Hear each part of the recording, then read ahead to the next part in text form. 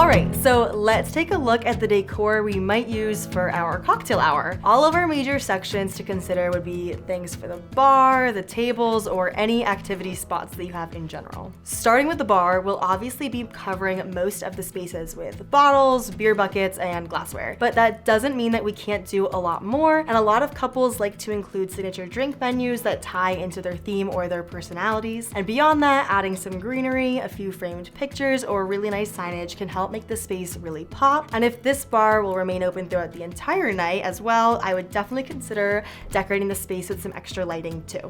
If this space has high top tables, having some linen covers and some small centerpieces can also make for a welcoming social space. But don't over decorate these tables though, because we want to leave plenty of room for guests to crowd around and set their drinks and appetizers down if need be. If your cocktail hour area has space for your appetizer table, you'll also want to factor in adding decor to this as well, because adding a nice multi-level stand for your finger food to sit on is a great way to add depth or elegance to your appetizer station. Set that on a nice linen and add a few candles or lights, and you've got a really nice space for guests to snack on while waiting for your reception to start. This space is also where a lot of couples will oftentimes put a sign showing guests their seating chart or any other relevant information that you might have. There are so many great ideas, so I'm sure you'll have no trouble finding something that you like, but just a word of advice, I would recommend avoiding writing on glass, because while it looks beautiful from the start, I see a lot of these end up shattering when being put out on the morning of the wedding, so you'd at least like to have a backup plan ready.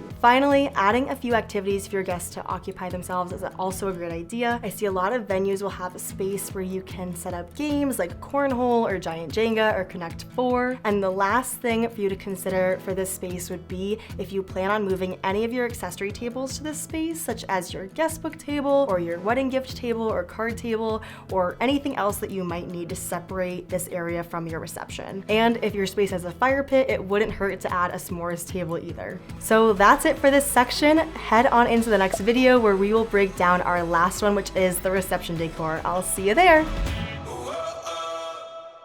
Thanks for watching, you guys. Hope you enjoyed it. Don't forget that you can subscribe to our channel right here, and we will see you in the next video.